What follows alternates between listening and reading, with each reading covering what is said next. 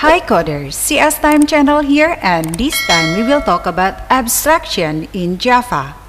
In this video, we will discuss about what is abstraction, abstraction advantages, disadvantages, ways to achieve abstraction, abstraction with abstract class, abstraction with interface, and examples in Java programming. Abstraction is a process of hiding the implementation details and showing only functionality to the user. So it is like a movie trailer. It shows you the important parts of a movie without revealing all the details. Abstraction focuses on what the object does instead of how it does it. It is to simplify complex systems by showing only necessary information, just like a trailer only shows key scenes, not the entire movie. Let's see the abstraction advantages. It simplifies complex systems. Abstraction in OOPs make intricate system easier to understand by hiding unnecessary details and showing only relevant information. It also enhances code readability,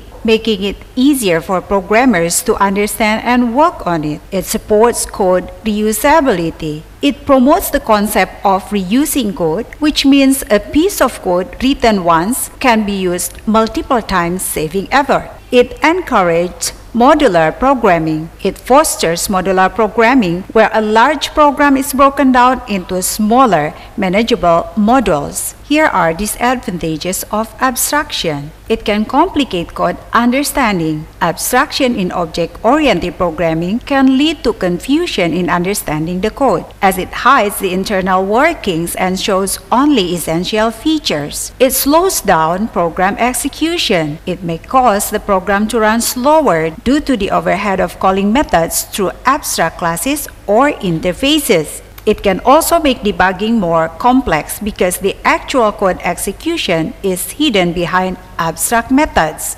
Lastly, it can restrict flexibility in using the code, as only predefined methods and properties are exposed. There are two ways how to achieve abstraction in Java programming. The first one, using abstract class. It can achieve abstraction from 0 to 100%. Second, using interface, which is 100% abstraction. Let's see it one by one.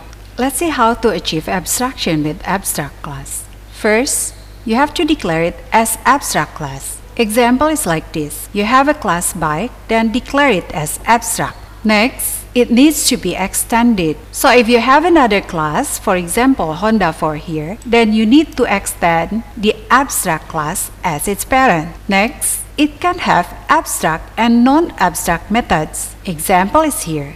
I have one method which is abstract. I call it abstract because it has no body, no implementation. And then I have non-abstract method, which is hello method here, and it has its own body. And then I can have constructor and static method here. Here is my constructor. In this example, I don't have static method. Next, it cannot be instantiated. So I cannot create an object out of abstract bike here. I can only use the bike as its reference. For example here, I create the object for Honda, but I use bike only as a reference. And it can have final methods. In this case, I don't have final method. So if I want to call the abstract method, I can call from its implementation. Now I can call the method run that I have implemented. I implemented the method run under Honda for. So I can call this method using the object obj.run. Let's see the Java programming using Eclipse. Let's see the example of how to achieve abstraction using abstract class. Here we have two classes. The first class is bike class that we declare it as abstract. And then the other class is Honda 4. So with the abstract class, which is bike class here, it may have non-abstract method or abstract method like this. This is the abstract method, which is run method that we declare it as abstract. And another method, non-abstract method, which is hello, it has the body of the method. Since the purpose of abstraction is to hide the implementation detail, then we can put the implementation of this abstract method under Honda for. So to be able for this Honda for to implement the run method, which is abstract belong to the class by, then we have to extend the by class first, like this. Once we extend the by class, then we will be able to put the implementation of it here. So once we extend the by class, now Honda for can have the implementation of run method like this. Once we have the implementation, now we can call the implementation from the parent, which is class by here. To be able to do so, then we have to create the object for the Honda for, and we use the parent, which is by class here, as a reference only, because we are not allowed to create an object out of the abstract class. And now we can call the method that we implement. So in this case, it will look like this. By doing this, we call the implementation of the abstract method here, which is hidden under Honda for. Let's run the program. So here is the result. So the logic is like this. We create the object for Honda for, and then now we want to call the implementation of run methods. Since the object belongs to the Honda, then it will call the implementation method of run here. So here is the result. Now let's see abstraction with interface. Syntactically, it's similar to classes. For example, like here, instead of using class keyword, I use interface here. And here is the name of the interface, drawable.